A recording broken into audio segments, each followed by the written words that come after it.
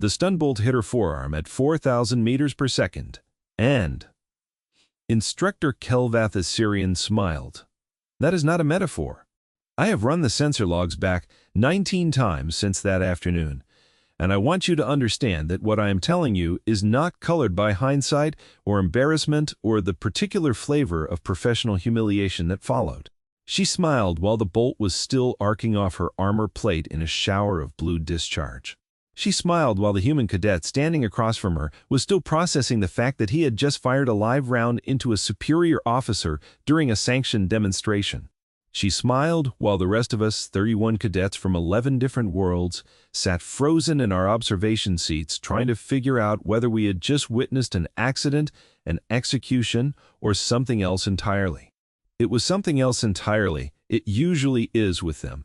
My name doesn't matter for this story. What matters is that I was a second-year combat instructor at the Threnic Defense Academy on Corvassa Minor, and I want to tell you about the day one of my colleagues tried to teach a room full of alien cadets a lesson about human fragility, and instead taught all of us a lesson about our own arrogance that none of us have fully recovered from. I say us because I was there, in the observation gallery, close enough to see the human cadet's face when he realized what he'd actually done. And I say recovered because 3 years later, half of that graduating class still flinches slightly whenever a human raises their voice above a conversational register. That is not an exaggeration. That is muscle memory. And muscle memory does not lie the way pride does. Let me back up, because you need to understand the world this happened in before you can understand why it was so completely, catastrophically wrong.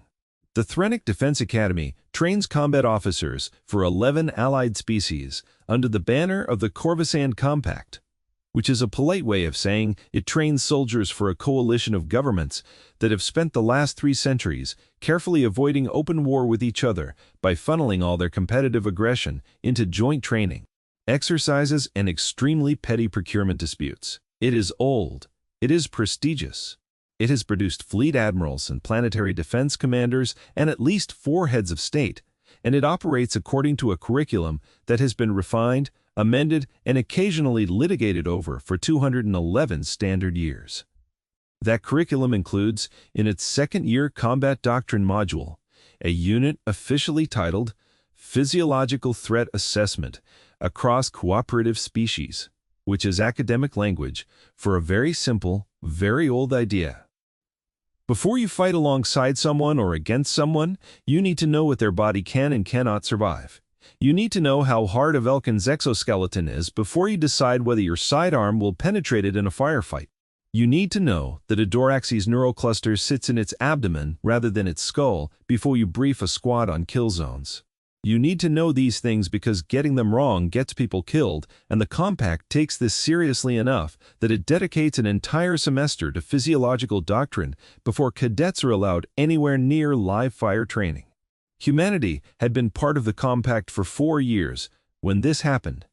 4 years is not a long time, and 4 years is barely long enough to update a curriculum, and it turns out that is exactly the problem.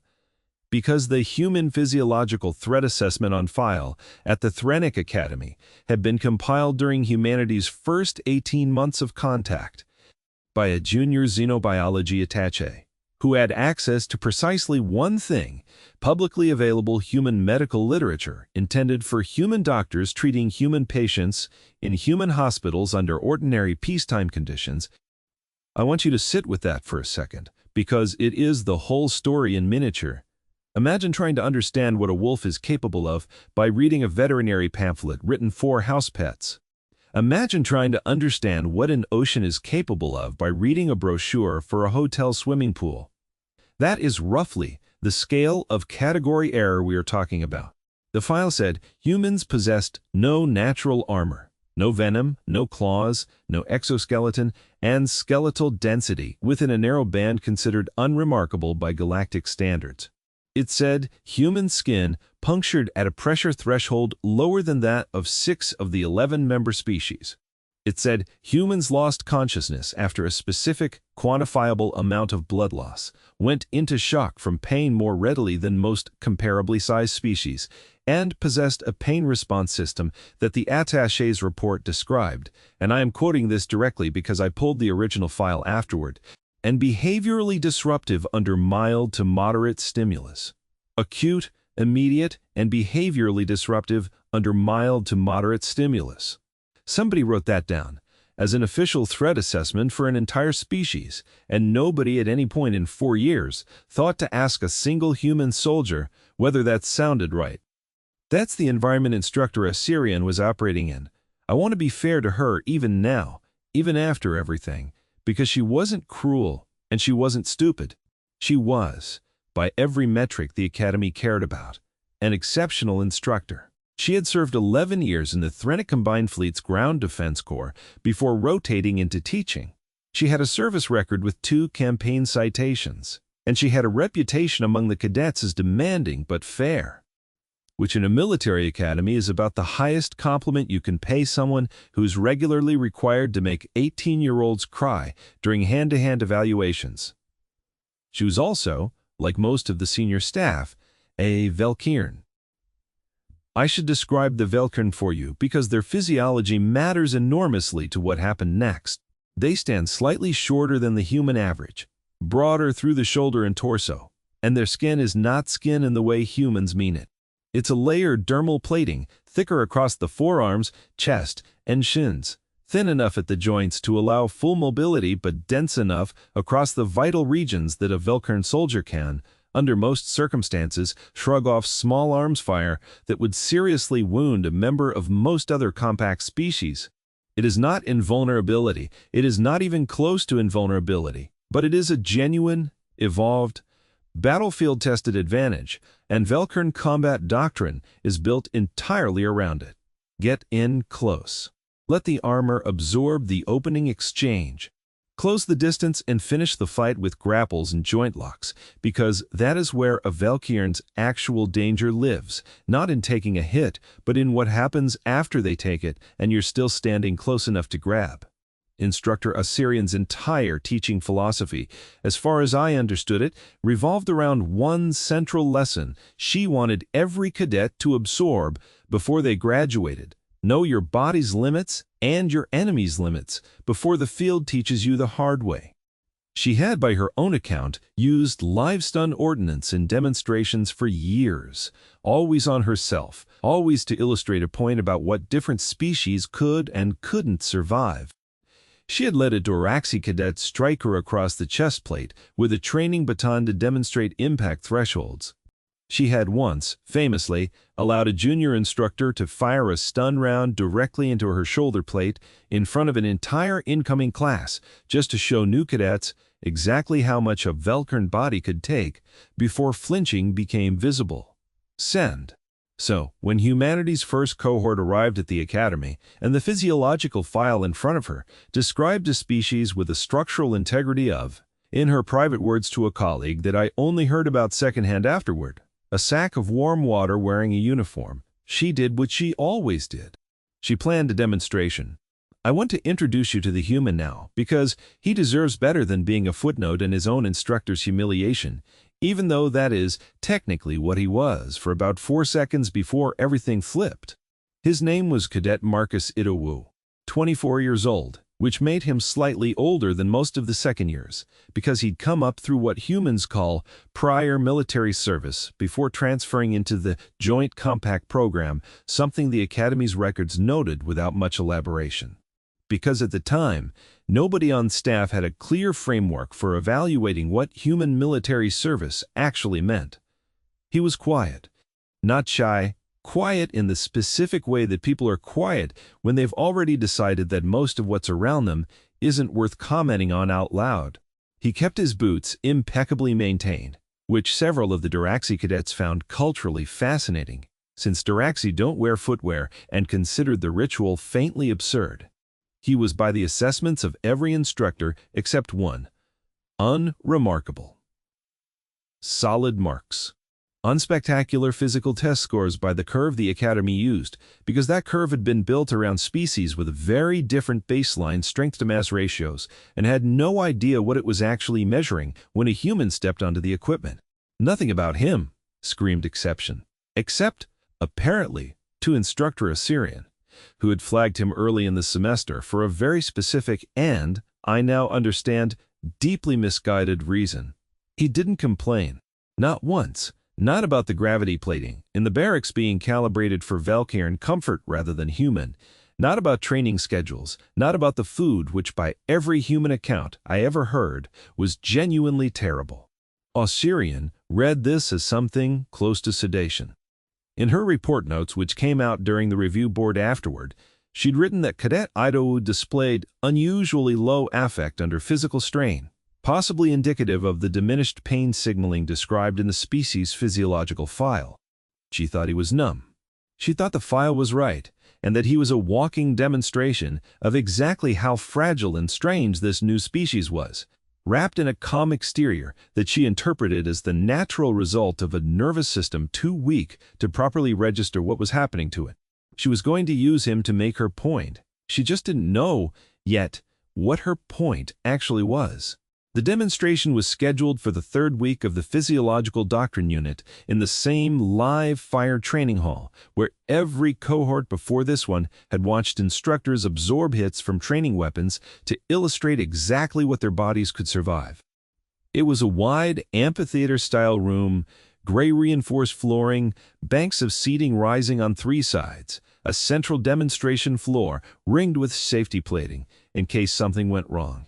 31 cadets from 11 species sat in that gallery on the day in question, myself included, because instructors were required to observe each other's live fire demonstrations as part of ongoing certification, which is the only reason I have a front-row account of what happened instead of a second-hand one. Ossyrian walked out onto the floor in her instructor's plating, dark gray with the twin gold bars of her rank across the collar, and beside her walked Cadet Idowu in his standard training, fatigues, no armor, because the demonstration hadn't called for him to wear any. That detail matters. Nobody expected him to need it, because nobody expected him to be the one getting shot.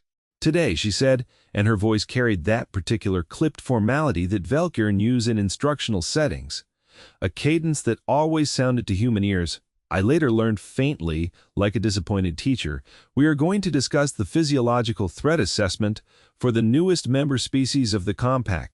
She held up a data slate showing the file, the same file, the sack of warm water file, projected onto the wall behind her for the whole class to see. Skin puncture, threshold, blood loss tolerance, pain response, classification. Every line of it. Humanity, she continued, represents what the doctrine calls a soft target physiology. No natural armor, no exoskeleton.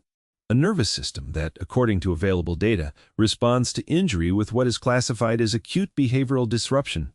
In simple terms, cadets. This means that when a human is hurt, they stop being useful. I remember looking at Idowu at that point, because it seemed like the natural thing to do, and I remember being struck by the fact that his face showed absolutely nothing.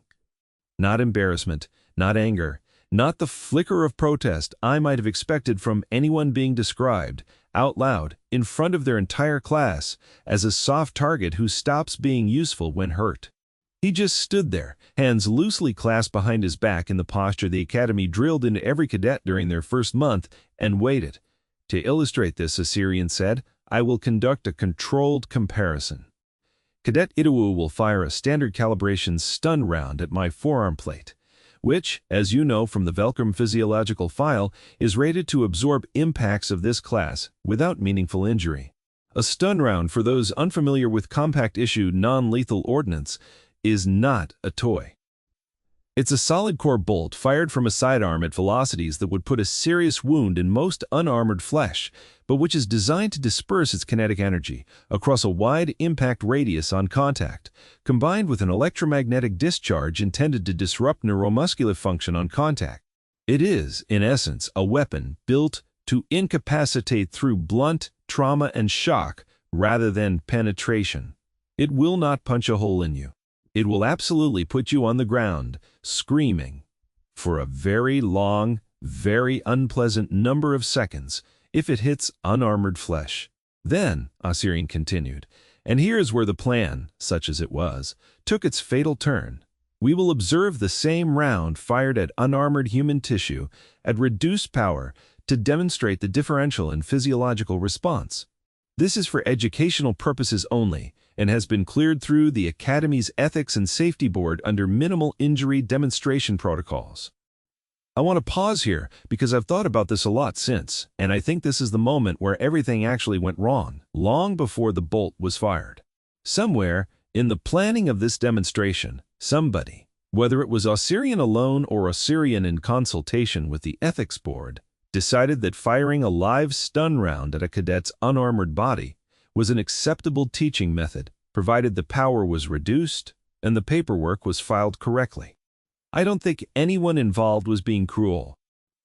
I think everyone involved had simply absorbed the file's conclusions so completely that they had stopped thinking of Marcus Idowu as a person who might get badly hurt and started thinking of him as a demonstration unit whose fragility was already a known, quantified, filed and approved fact.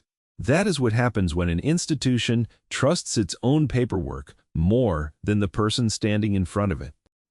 Ossyrian raised her own forearm, the dense gray plating catching the overhead lights, and gestured for Idowu to take position 8 meters across the demonstration floor, sidearm loaded with the standard calibration round.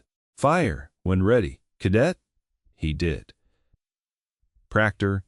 The bolt crossed the floor in a fraction of a second, a bright thread of blue-white discharge trailing behind it, and struck her forearm plate dead center, with a crack that echoed off the gallery walls hard enough that 2 of the younger cadets flinched in their seats.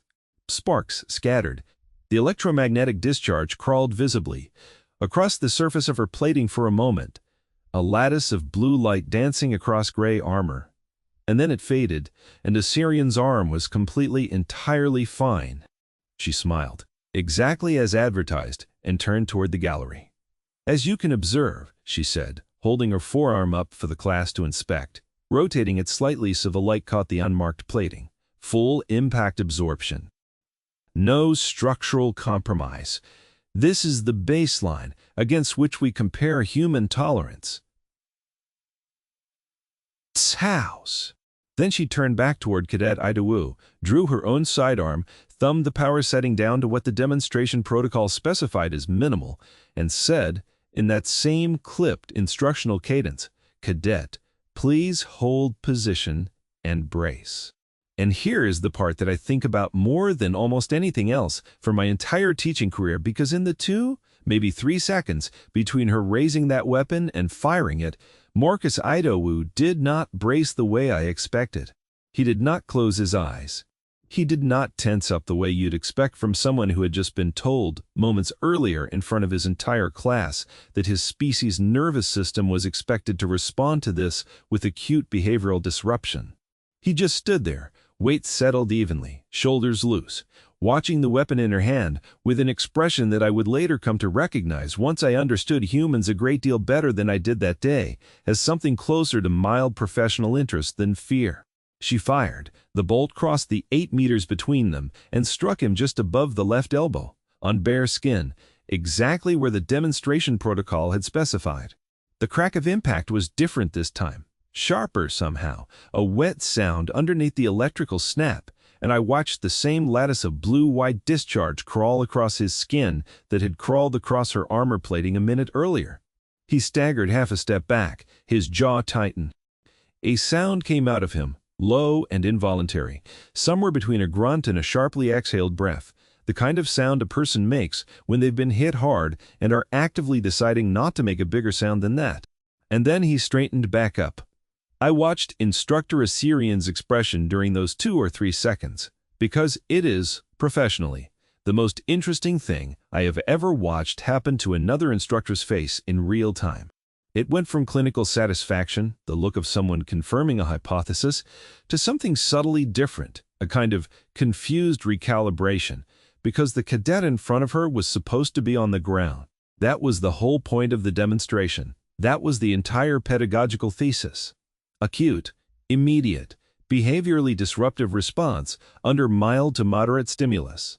The file said he should have dropped, should have grabbed the wound, should have cried out and folded to the floor in exactly the manner every single cadet in that gallery had been taught to expect from a species with no natural armor and a nervous system rated for maximum fragility. Instead, Marcus Idowu rolled his shoulder once, glanced down at the already purpling mark blooming above his elbow with the mild irritation of a man checking a coffee stain on his shirt, and looked back up at his instructor. "Minimal power setting," he said. It wasn't a question. It was a confirmation, delivered in the same flat, unbothered tone he apparently used for everything. "Yes," Ossyrian said, and I want to give her credit here, because her voice didn't waver, even though I could see, even from the gallery, that something in her posture had shifted, some small recalibration happening behind her eyes.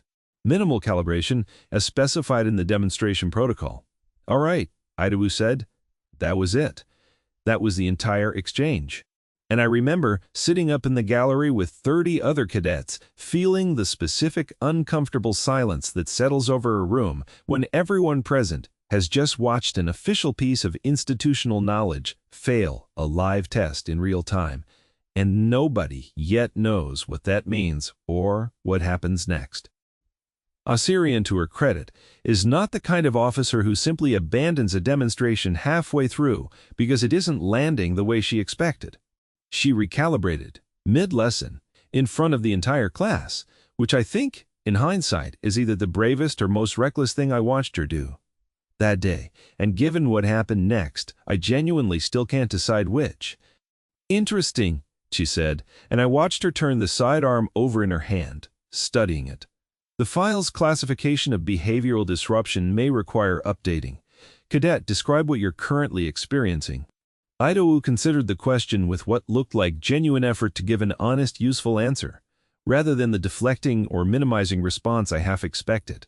"Hit hurts," he said. "It's a solid hit. I'd say, on a 1 to 10 scale, it's sitting around a 6, maybe a 7 for the first few seconds. Coming down now. There's some muscle disruption from the discharge. My forearm's going to be stiff for a bit. Nothing's broken. I could keep working." Every cadet in that gallery was staring at him. I remember the Doraxi cadet sitting 2 seats down from me, who I later became friends with over the following semester, leaning over and whispering something along the lines of, "Is he supposed to be doing that?" and me having absolutely no answer for her, because none of us had a framework for what that even was. Ossyrian, watching this unfold, made the decision that I think, more than any other single choice in this entire story, defines who she was as an instructor. She didn't retreat. She didn't quietly wrap up the demonstration and file an amended report later. She leaned in. "The file also indicates," she said, partly to Idowu, partly to the class, thinking out loud in that particular way instructors do when they're working through a live correction, that humans possess minimal close-quarters combat training relative to other compact species given the recency of your integration into joint doctrine. Would you agree with that assessment? Cadet. Idowu tilted his head slightly. Depends what you mean by minimal. The Academy's current combat scoring places your cohort's average grapple and disarm proficiency in the bottom third of incoming classes, Ossyrian said. It wasn't cruel, the way she said it. It was just data, delivered the way she delivered everything. That's testing us against a curve built for your skeletal geometry and joint range, Idowu said. Different equipment, different footing, different everything. I scored low on the wall scale exercise too. Doesn't mean I can't climb. I want you to understand that this was, up to this point, the single longest sequence of unprompted words any human cadet had spoken during an instructional demonstration all semester. And Ossyrian, rather than treating this as a minor cadet mouthing off, treated it as exactly what it was. New information contradicting an assessment she had trusted completely 30 seconds earlier. That, more than anything, tells you what kind of instructor she actually was. She was capable of being catastrophically wrong. She was not, unlike the files she'd been trusting, incapable of updating. Then let's test that claim, she said. Approach and attempt to disarm me. There was a specific kind of silence that fell over the gallery at that point, because every cadet in that room, myself included, understood exactly what she was proposing and exactly how absurd it sounded on its face. Instructor Ossyrian had 11 years of Velkern ground defense experience, 2 campaign citations, dermal plating rated to absorb small arms fire, and a build that outweighed the young man standing across from her by what I would later estimate, once I understood human and Velkern mass ratios better, at somewhere close to 40%. She was proposing unarmed close-quarters combat against a soldier from a species whose own official file described their skin as puncturing at pressures lower than 6 other member species, a species with, according to that same file, no claws, no natural armor, and a nervous system that had admittedly just failed to behave the way the file predicted. But surely not by enough to close a 40% mass gap in unarmed combat. I remember thinking very clearly, sitting in that gallery, that this was going to be a short and slightly embarrassing footnote to an already strange demonstration. I remember thinking that whatever pain tolerance quirk humanity apparently had, it obviously wasn't going to translate into actually beating a combat instructor in a grapple. I want to be honest with you about how wrong I was, because the value of this story, I think, lives entirely in how wrong all of us were, all at once, in a room specifically designed to prevent exactly that kind of institutional blindness. Ossyrian set her sidearm down on the equipment rack at the edge of the demonstration floor and rolled her shoulders once. The universal Velkern pre-combat gesture that every cadet in that room had been trained to recognize as the moment an instructor stopped being a lecturer and started being an opponent. She dropped into a stance that I had watched her use in a dozen previous demonstrations. Weight forward, arms up and slightly bent, built around the doctrine I described earlier. Absorb the opening exchange with the armor, close the gap, win the fight in the grapple where a Velkern's strength and reach advantage mattered most. Idowu didn't drop into any recognizable stance at all, at least not one that matched anything in the Academy's combat curriculum. He just stood with his weight settled, hands loose at roughly waist height, in a posture so unremarkable that if you'd shown me a still image of it beforehand, I would have told you it belonged to someone who had never received a day of combat training in his life. "Whenever you're ready, instructor," he said. She moved first, because of course she did, closing the 8-meter gap in barely over a second, with the explosive low forward drive that Velkern combat doctrine is built around, aiming to get inside his reach and lock onto his torso before he could react. I have watched this move work against Diraxi cadets who outmassed her. I have watched it work against Velkern's own instructors in sparring matches. It is fast, it is decisive, and it is built on the very reasonable assumption that whatever is standing in front of you will either try to strike at range, in which case the armor absorbs it, or will be too slow to avoid the closing distance, in which case the fight is immediately over. Marcus Idowu was not standing there when she arrived. I want to describe this as precisely as I can, because I've replayed the footage enough times to walk you through it, frame by frame if you wanted. But the plain version is this: he stepped, not away from her, but slightly to the side and forward, into the space her lead shoulder had just vacated. And as her momentum carried her forward, past where he had been standing, his hand closed around her extended wrist. The sound of that grip closing is something I did not expect to remember years later, but I do. It was not a slap or a grab. It was the sound of a hinge locking shut. She tried to correct, to pivot her weight, and used the momentum she still carried to swing back into a grapple. And this is the moment where I watched, in real time, an 11-year combat veteran discover that her wrist was not moving, not slowed, not resisted, not moving in the specific and total way that happens when something with genuinely superior leverage and grip strength has found the correct angle on a joint and simply decided the conversation about who was in control of that joint was over. She is a Velkern combat instructor with dermal plating and a 40% mass advantage, and Marcus Idowu, a 24-year-old human cadet who had been shot with a live stun round approximately 90 seconds earlier and was still, by his own admission, working through the tail end of a 6 out of 10 pain response, had her wrist locked at an angle that made continuing her pivot mean either stopping or breaking something. She stopped. What happened over the following 4 or 5 seconds is, I think, the part of this story that actually matters most. More than the stun round, more than the pain tolerance, more than any single dramatic beat, because it's the part that reveals what humanity actually trains for. He didn't slam her to the ground. He didn't drive the joint lock further than it needed to go to establish control. He simply walked the ankle 2 more degrees, enough that her balance broke and she had to plant her free hand against the floor to avoid falling, and in that same motion, without any wasted movement or flourish, he lifted her own sidearm off the equipment rack where she'd set it down 30 seconds earlier and held it, safety engaged. Muzzle pointed at the floor, in his free hand. Disarmed, in front of the entire class, by the man she'd shot to prove a point about fragility. The silence in that gallery afterward was not the tense, uncertain silence from earlier. It was total.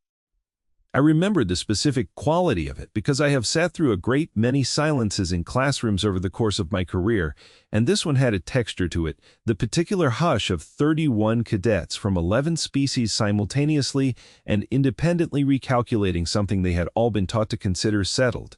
Ossyrian, to her enormous credit, and I want this on the record, because everything that comes after this moment reflects well on her, even though the moment itself did not get angry.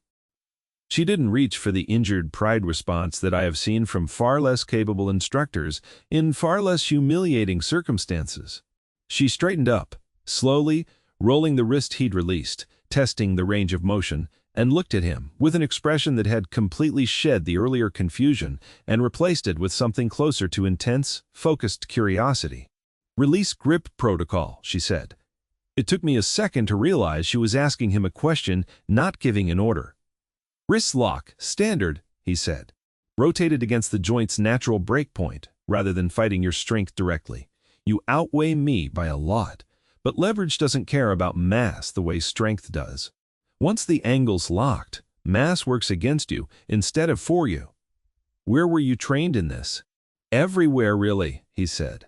And I remember this being the moment where several of the other human cadets in the gallery, there were 4 of them scattered among the observation seats that day, started very quietly, very carefully, not smiling.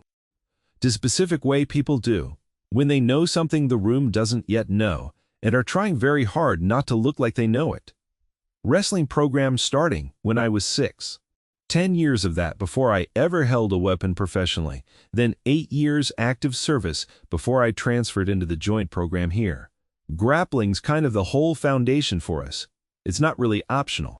Ossyrian looked down at her own wrist again, then back up at him then, and I want to describe this precisely because it's the moment the entire framing of the demonstration inverted. She asked the question that I think every instructor in that building should have been asking for 4 years and hadn't. The physiological file describes your species as possessing minimal natural defenses and a low pain threshold, she said. You were struck with a live stun round at close range less than 2 minutes ago. You are currently, by your own report, still experiencing a moderate to severe pain response. And yet you just executed a technically precise joint manipulation against a combat instructor with a 40% mass advantage, disarmed me, and are now standing here discussing the mechanics of it with what I can only describe as complete composure. I would like you to explain this discrepancy, Cadet, because it does not match the file.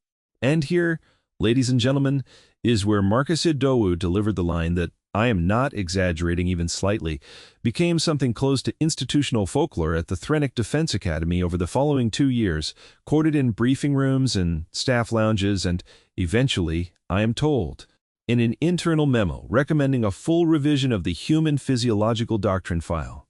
He shrugged, one shoulder the injured one, wincing very slightly as he did it, and said, "The file's not wrong that it hurts. It's wrong about what we do when it hurts."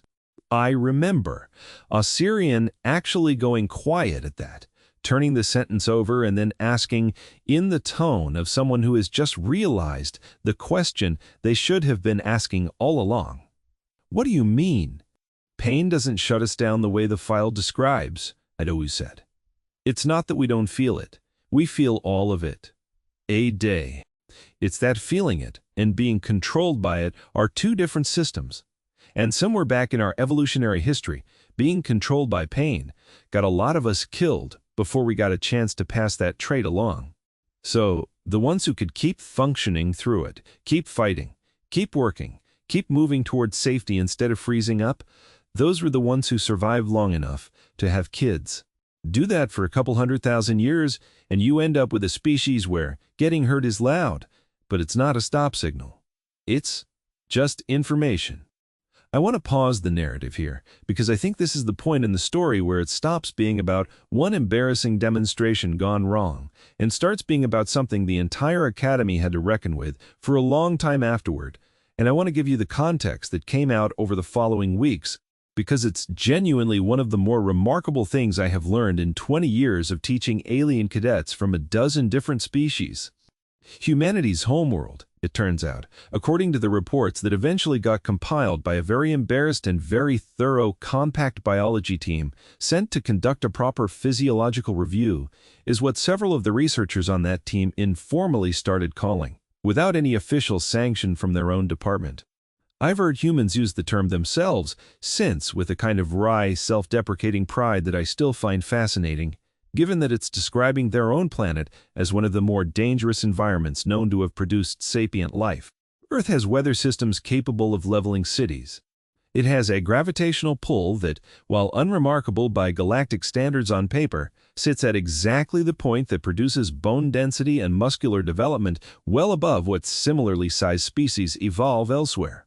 Because apparently, and I did not know this until the review, most habitable worlds identified by the Compact actually sit at the lower end of the survivable gravity range, and Earth is a notable outlier toward the higher end while still remaining broadly hospitable.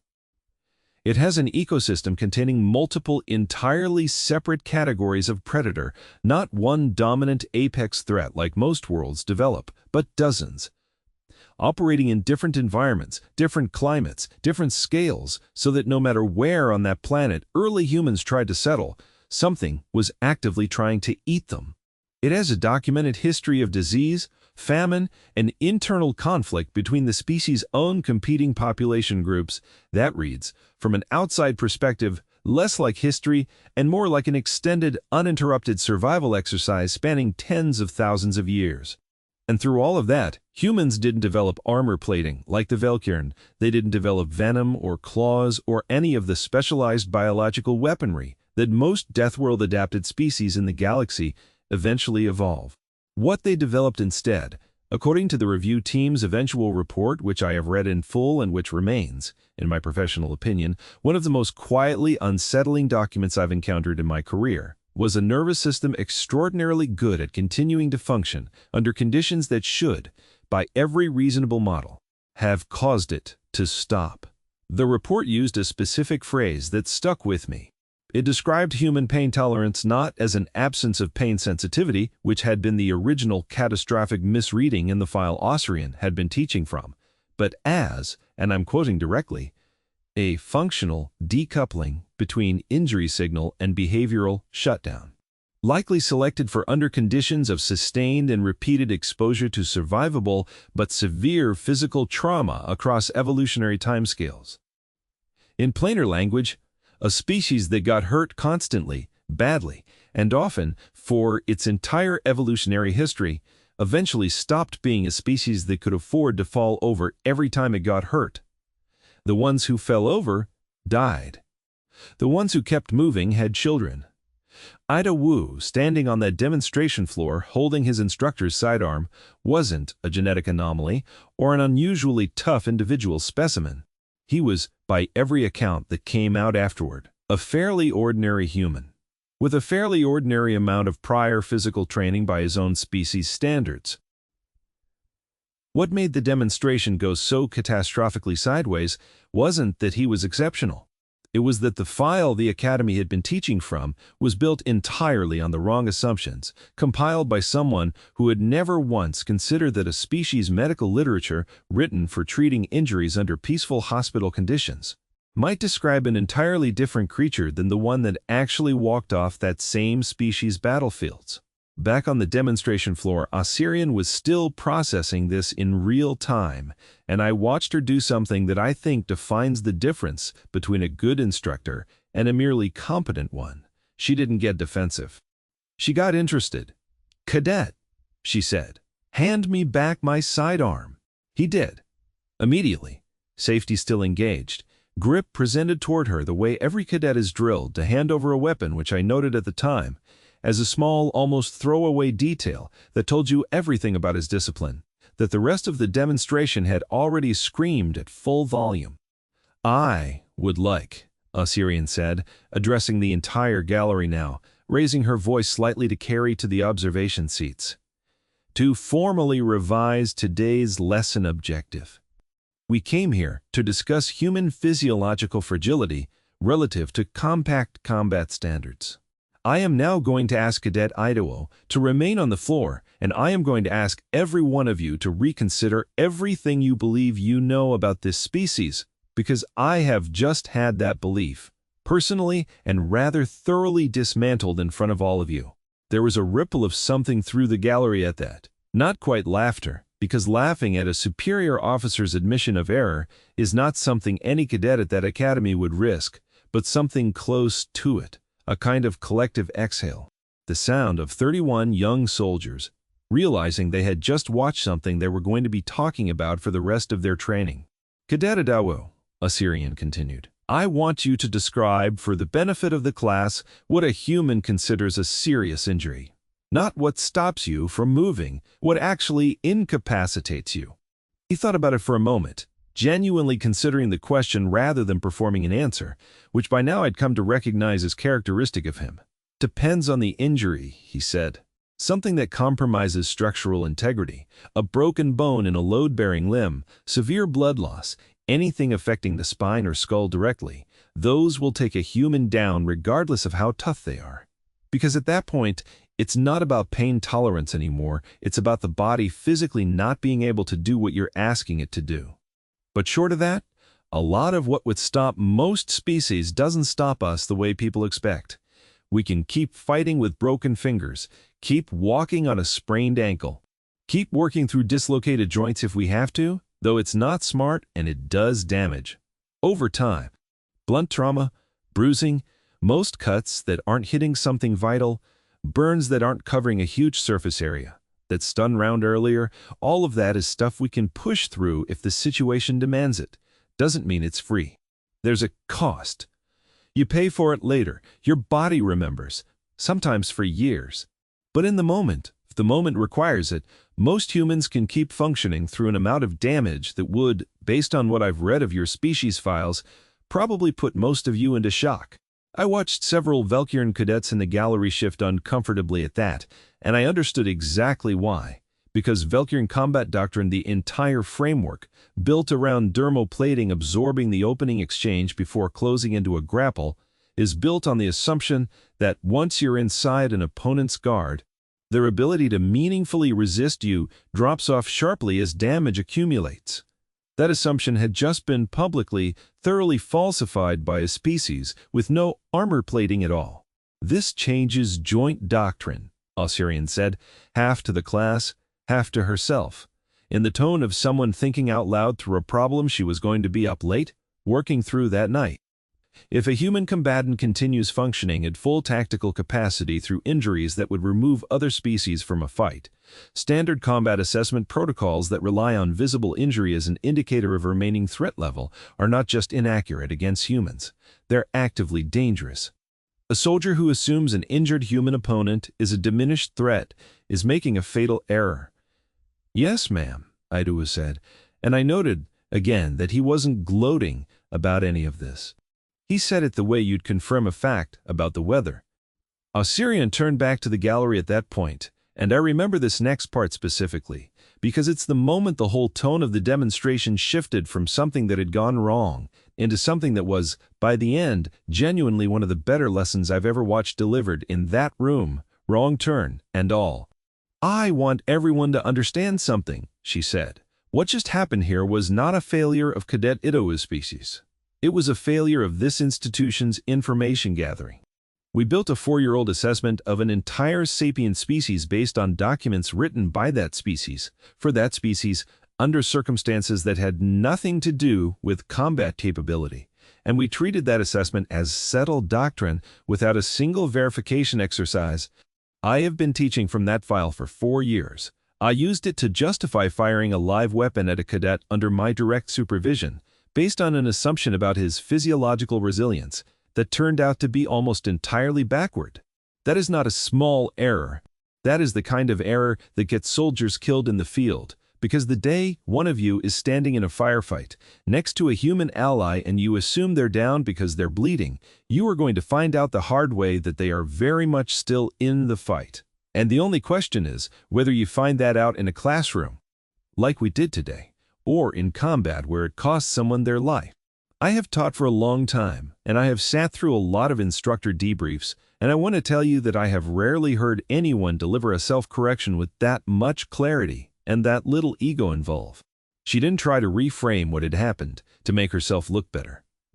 She used her own mistake as the lesson, in real time, in front of the exact cadets who had just watched her make it. But the demonstration wasn't quite finished, because Ossyrian, whatever else she was not the kind of instructor who let a lesson end on an unresolved thread, and there was still the matter of her own wrist, which she was very obviously still favoring slightly. And the fact that a room full of cadets from 10 other species had just watched a human casually disarm a decorated combat veteran using a technique that on paper none of them had been taught to consider a serious threat. "Cadet Idowu," he said, "I would like a rematch. Full effort this time, on both sides. I believe I now understand the parameters of what I'm actually dealing with, and I would like to test that understanding properly, rather than walking away from today's lesson, having learned only that I was wrong once." There was a pause, and I watched Idowu actually consider this seriously, glancing briefly down at his own arm, still marked from the stun round, doing what I can only assume was some kind of internal assessment of whether he was actually in condition to go again. "With respect, instructor," he said, "I think that's a bad idea. For you, not for me." That landed in the gallery, about as hard as anything that had happened all afternoon, because it was such a completely unexpected thing for a cadet to say to a superior officer, not defiant, not boastful, just flatly, calmly practical, the way you'd tell a friend they'd had enough to drink. "Explain," Ossyrian said, and to her credit, there was no anger in it. Just the same clinical curiosity that had carried her through the entire disastrous, illuminating afternoon. "You already know the technique now," Idowu said. "First time you didn't see it coming, because nothing in your training prepared you to expect a human to close a joint lock that fast with that little wind-up. That surprise is gone. If we go again right now, you're going to adjust your entry, probably keep more distance. Maybe come in lower, to avoid giving me the wrist angle I need. And when you do that, this stops being a demonstration and starts being an actual full-contact grapple between a soldier with plating and mass advantage, and a soldier who specializes in exploiting leverage in joint mechanics precisely because he doesn't have plating or mass advantage. That's not a demonstration anymore. That's just a fight. And I don't think either of us actually wants that in front of a training class, because it's not going to end clean the way this did." "You believe you would win," Ossyrian said. "It wasn't quite a question. I believe it would get ugly for both of us," Idowu said, "and that neither of us needs to prove anything else today that the class hasn't already seen. You made your point about the file being wrong. I'd rather not make a different point about what humans are actually built to do to people. Once things stop being a demonstration and start being a fight." I want to sit with that answer for a moment, because I think it's the actual thesis of the entire afternoon, more than the stun round, more than the wrist lock, more than any of the physical spectacle that had come before it. He wasn't refusing out of fear. Everyone in that gallery, including Ossyrian, understood that. Immediately, the same way you understand the difference between someone backing down and someone choosing to stop. He was refusing because he understood, with a clarity that none of the rest of us had quite reached yet, that the lesson had already been taught, and that pushing further wouldn't add anything, Except risk and unnecessary humiliation for an instructor who had just handled being wrong with more grace than most people manage in far smaller situations. That restraint, more than the joint lock, more than the pain tolerance, more than any single physical thing that happened that day, is what actually changed how the rest of us in that room thought about humans going forward. Because it would have been easy, unbelievably easy, for Idowu to say yes, to go again, to press the advantage in front of an entire class and walk away from that demonstration hall as the cadet who beat a combat instructor twice. Every instinct that most cadets at that academy had been trained toward, the competitive drive that the entire military education system was built to cultivate, pointed toward taking that opportunity. He didn't take it. He looked at the actual stakes of the situation, decided that winning twice wasn't worth what it would cost, and said no. In front of everyone, without a shred of hesitation. Ossyrian looked at him for a long moment, and something in her posture shifted. Not the confusion from earlier, not even the intense curiosity that had followed it, but something that I would describe, if I'm being honest, as respect. "Understood," she said. "Then, let's use the remaining class time productively." She turned to address the gallery again. "I am formally requesting a full review of the human physiological doctrine file, and I am recommending that this file be flagged for immediate revision, pending consultation with Compact Biology, and given today's demonstration, direct consultation with human military liaisons regarding actual combat-relevant physiological data. In the meantime, every cadet in this room is going to treat every piece of information in that file as provisional rather than settled, and I want you to extend that same skepticism to every physiological assessment we teach from, regardless of species, because if we got humanity this wrong, I want all of us asking what else in this curriculum was written by someone who never actually tested their assumptions against reality.